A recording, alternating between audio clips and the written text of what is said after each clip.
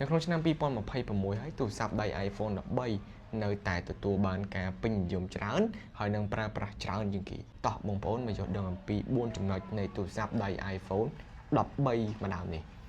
ចំណុចទី1នៃទូរស័ព្ទដៃ iPhone 13នេះគឺវាមានទំហំផ្ទៃមុខកាត់ 6.1 អ៊ីងហ្គេមស្ដើងល្អហើយទូចស្រួលកាន់ផលិតសម្រាប់ស្រីប្រើគឺត្រូវខ្លាំងមែនទែនបាទហើយវាបំពាក់មកជាមួយនឹងប្រភេទអេក្រង់ Super Retina OLED HDR ហើយ 120Hz មានន័យថាច្បាស់ល្អ smooth រលូនលេងហ្គេមបានមកឆ្ងាញ់ហើយទី2លក្ខណៈពិសេសទី2គឺទៅលើប្រភេទម៉ាស៊ីនគឺជាប្រភេទម៉ាស៊ីនដែលបំពាក់ chip Bionic A15 ដែលអាចលេងហ្គេមបានយ៉ាងឆ្ងាញ់ smooth អត់គាំងអត់ក្តៅហើយអ្វីដែលពិសេសនោះគឺអាចរ៉ាន់ទៅលើ application ដែលធំ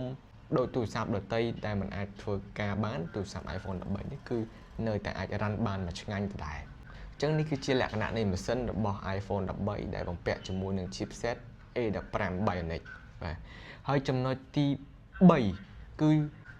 ពិសេសទៅលើកាមេរ៉ាទូរស័ព្ទ iPhone 13គឺជាប្រភេទស៊េរី iPhone ដំបូងគេដែលបំពាក់មកជាមួយនឹងកាមេរ៉ា2គ្រាប់ប្រឆិតបែបនេះដែលទូរស័ព្ទចាប់ពី iPhone 12ចុះក្រោមมันធ្លាប់មានពីមុនមកទេបាទ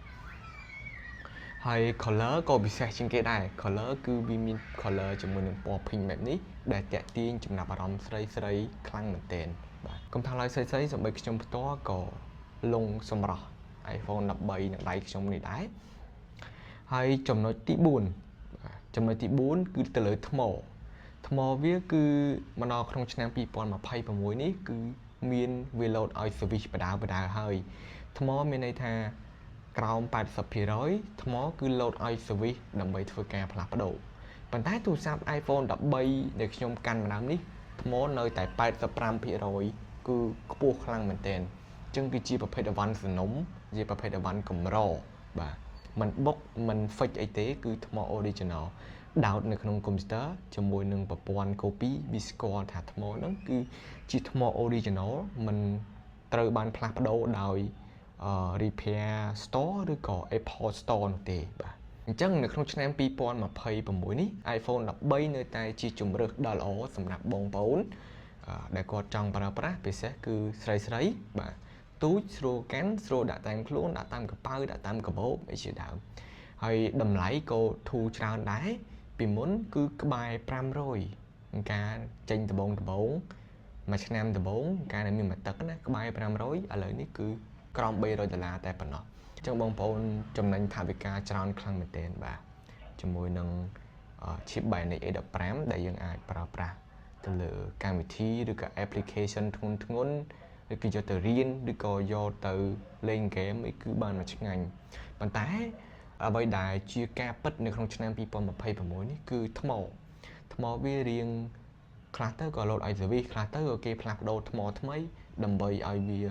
កាន់ឡើងវិញបើមិនដូច្នេះទេថ្មក្រោម 80% វាលែងកាន់ដូចលើ 80% ទៀតហើយបាទអញ្ចឹងនេះគឺជាលក្ខណៈពិសេស4យ៉ាងនៃ iPhone 13ម្ដងដែលខ្ញុំកំពុងតែកាន់ហើយទូទៅក៏ដូចគ្នាដែរបាទអញ្ចឹងបើសិនបើជាបងប្អូនមានតម្រូវការចង់ទិញទូរស័ព្ទ iPhone 13ដែលខ្ញុំកំពុងតែ review នេះគឺខ្ញុំមានលក់ផ្ទាល់មិនថាស៊េរីអីទេក៏ខ្ញុំមានលក់ដែរអញ្ចឹងបងប្អូនអាចតាក់ទងមកខ្ញុំបានអូខេអញ្ចឹងបងប្អូនកុំភ្លេច Subscribe Channel YouTube ខ្ញុំម្នាក់មួយដើម្បីទទួលបានចំណេះដឹងពាក់ព័ន្ធទៅនឹងបច្ចេកវិទ្យានៃទូរស័ព្ទដៃថ្មីជាច្រើនទៀតដែលបងប្អូនធ្លាប់បានជួបពីមុនមកបាទអរគុណច្រើន